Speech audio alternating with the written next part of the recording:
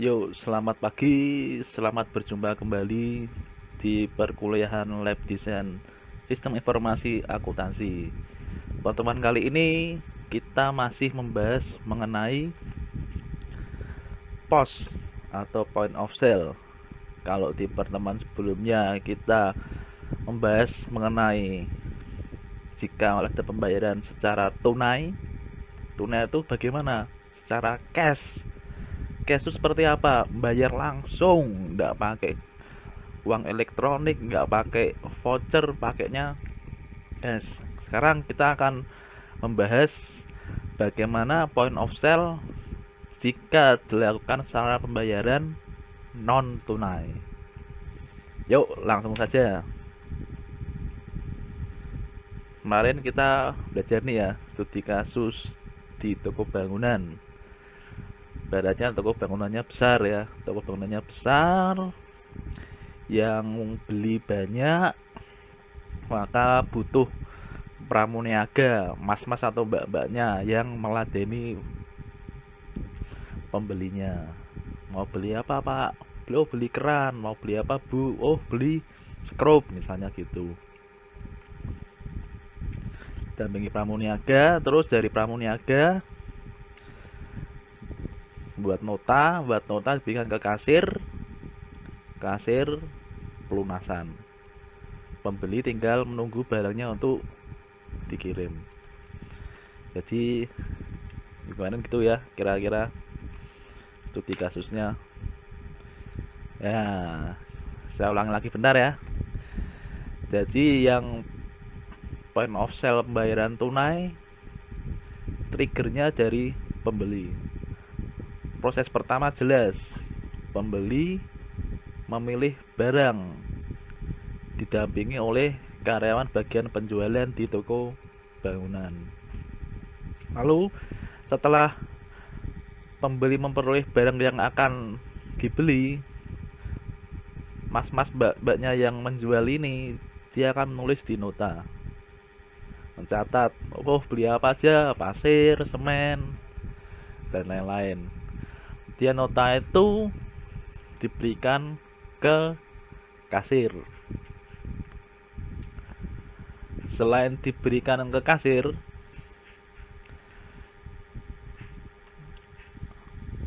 pramuniaganya itu juga memberikan ke bagian pengiriman. Misalnya kalau belinya pasir kan harus dikirim tuh pakai mobil pickup.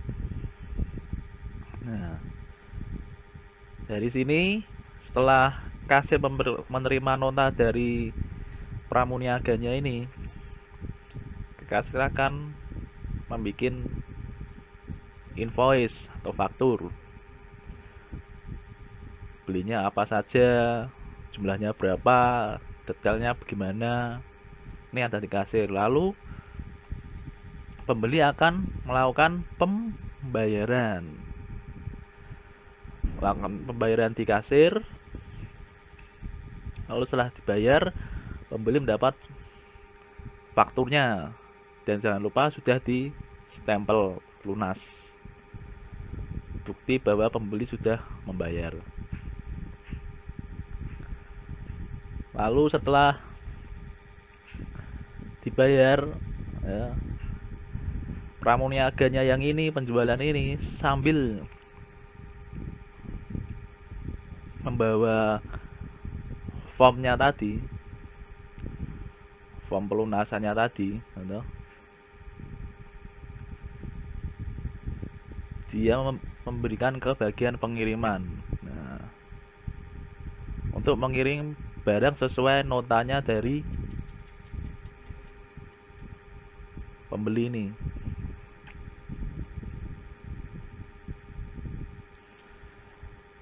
Mengapa kok harus membawa faktur pelunasannya? Sebagai bukti bahwa pembeli itu sudah membayar ya. Bagian pengiriman ini berani mengirim kalau sudah ada stempel lunas dari kasirnya. Jadi untuk check and balance. Dan setelah melihat ada stempel lunasnya, lalu melakukan pengiriman Ya, cus dikirim ke rumah pembelinya, misalnya sorenya kirim, minta tanda tangan, sudah diterima, sudah selesai.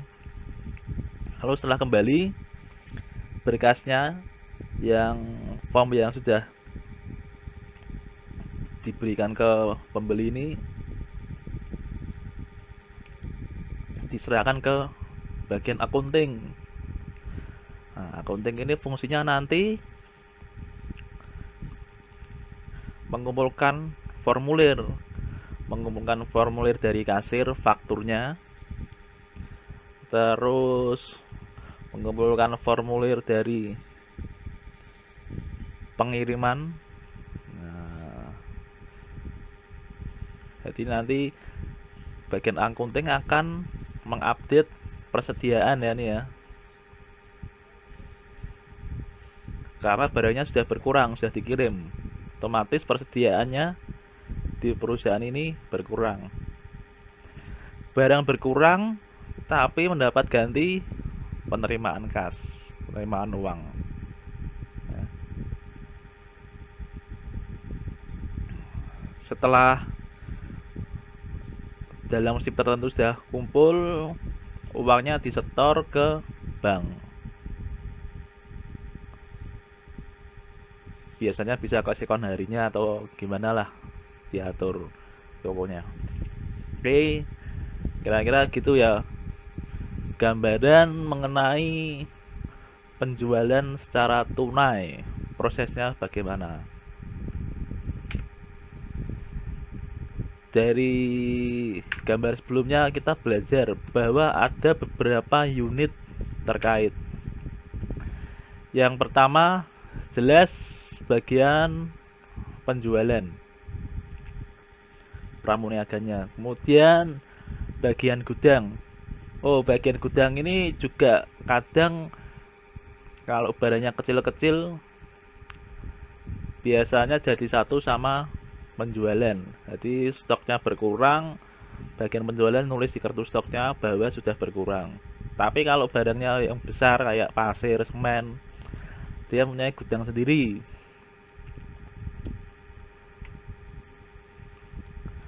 Kemudian bagian yang berikutnya bagian pengiriman.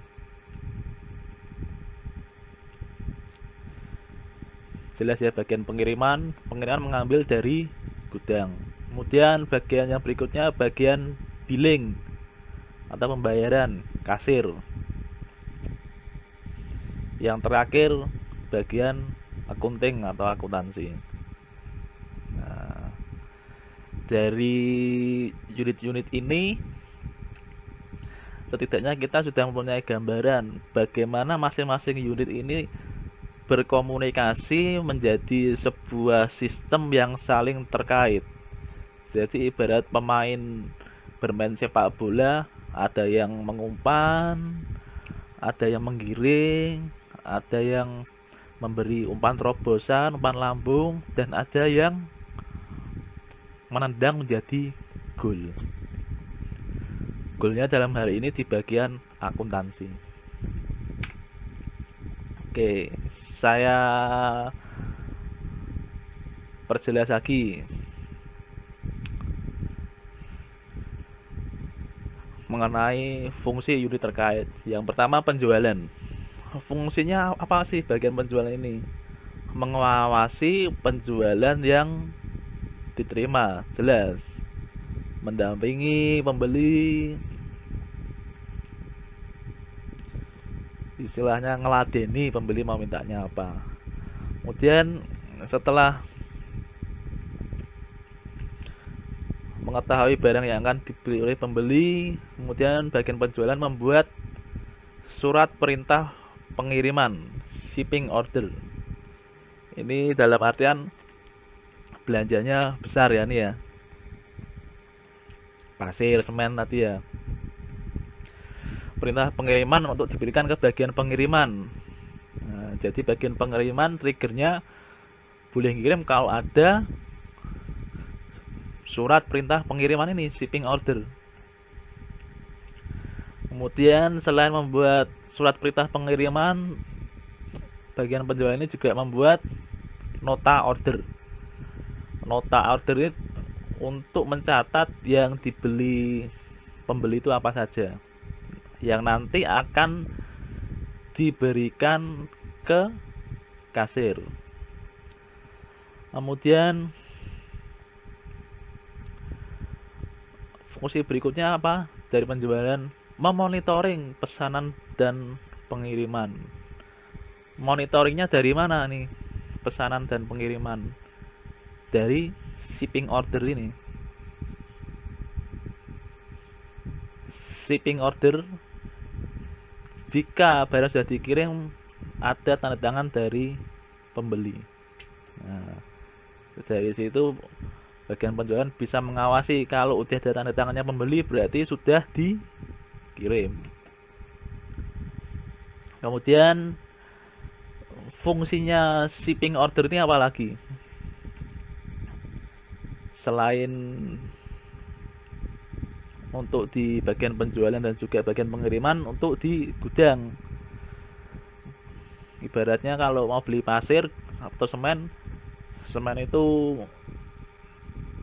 ya barang fast moving tapi harganya lumayan mahal, apalagi dikalikan.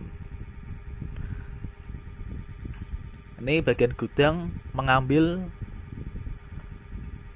barang berdasarkan shipping order. Lalu setelah ngambil barang, tidak berhenti di situ, bagian gudang membuat bukti pengeluaran barang. Ya. Bukti pengeluaran barang, nanti ada kartu stoknya, barang yang keluar apa, stok sebelumnya berapa, sekarang berapa.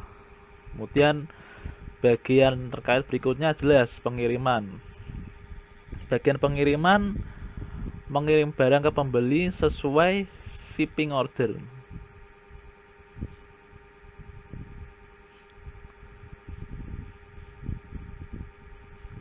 Ya, sesuai shipping order.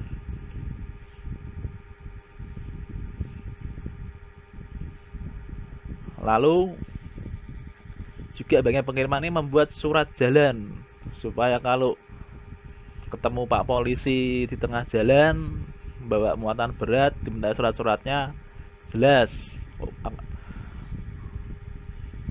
membawa barang ini, jelas.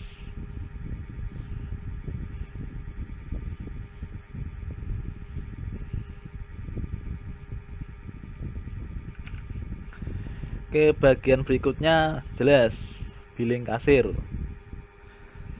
Billing kasir tadi ya saya jelaskan, membuat faktur penjualan sesuai nota order dari bagian penjualan. Jadi tidak asal bikin ini kasir, ada dasarnya nanti untuk dicocokkan juga, check and balance. Dan setelah membuat faktur,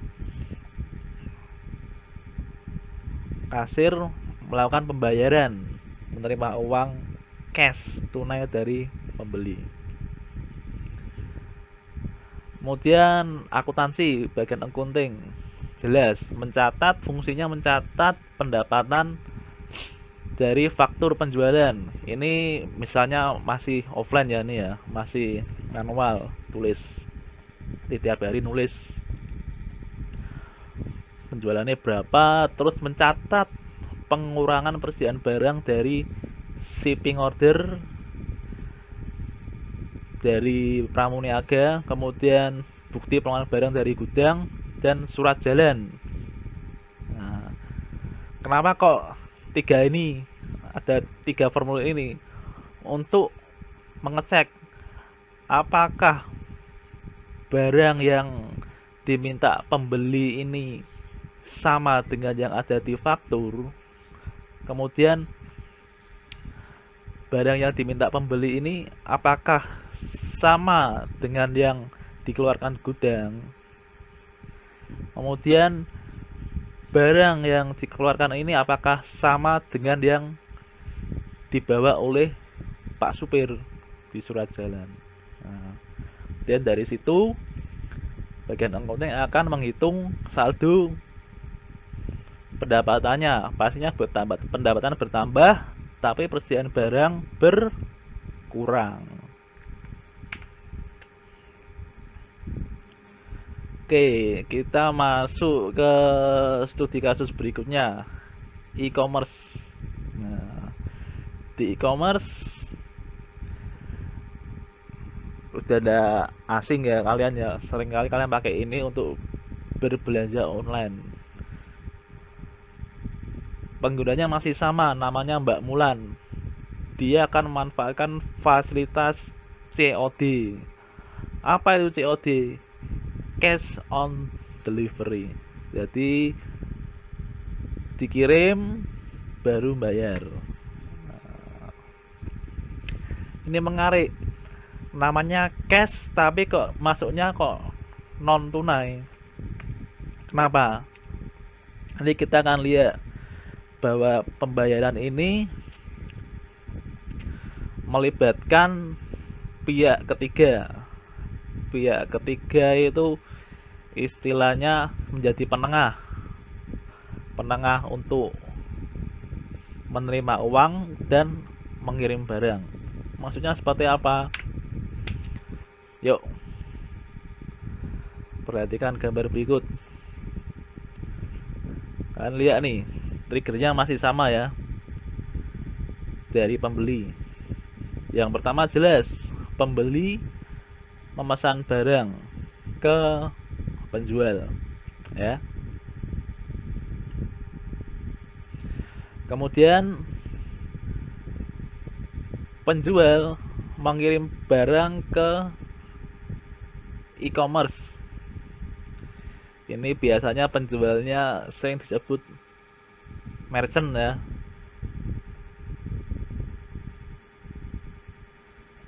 Jadi yang jualan tidak e-commerce-nya langsung tapi dari penjual, tapi nanti dilibatkan dulu e-commerce ini.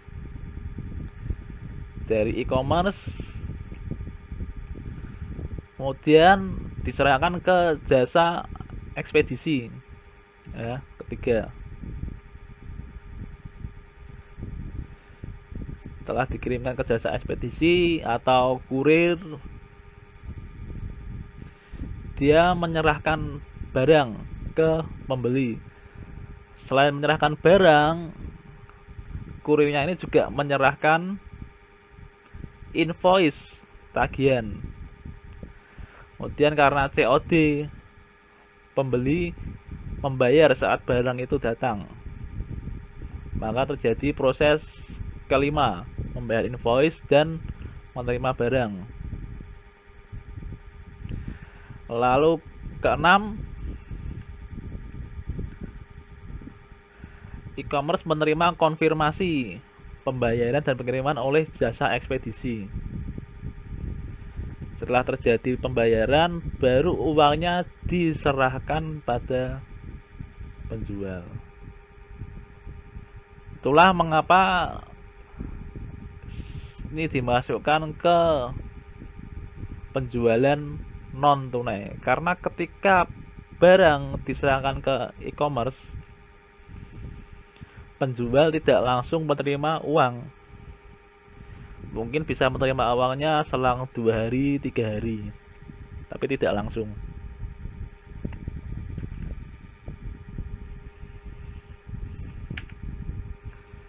Oke, kita masuk studi kasus yang kedua, masih di toko bangunan.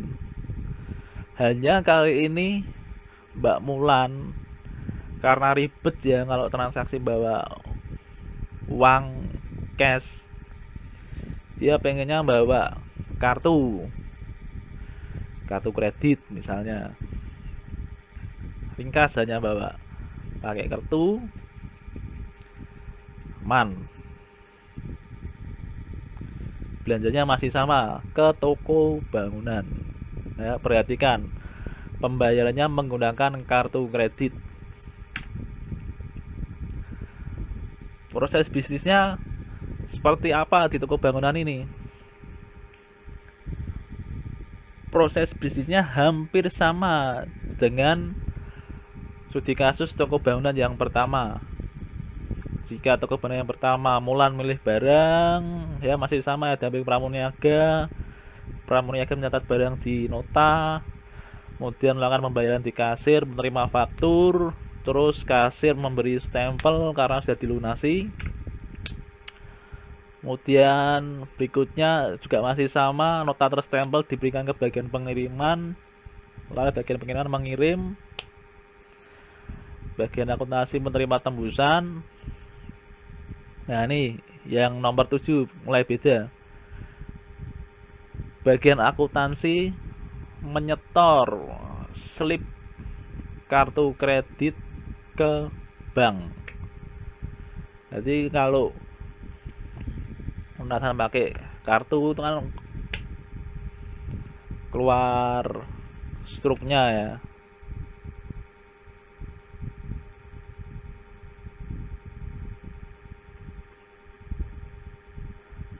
Struknya dikumpulkan, kemudian ada perangkatnya namanya EDC ya itu ya. Kemudian ditagihkan ke bank, bank membayar ke toko bangunan sesuai tanggal yang sudah disepakati. Kemudian bank melakukan penagihan ke pembeli.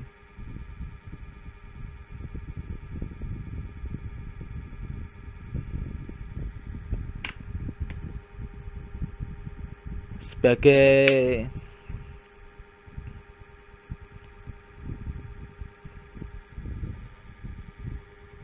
cara untuk kalian mengetahui lebih detail lagi bagaimana proses pelunasan secara non tunai, silakan kalian kerjakan tugas ketujuh. Jika sebelumnya kita sudah belajar,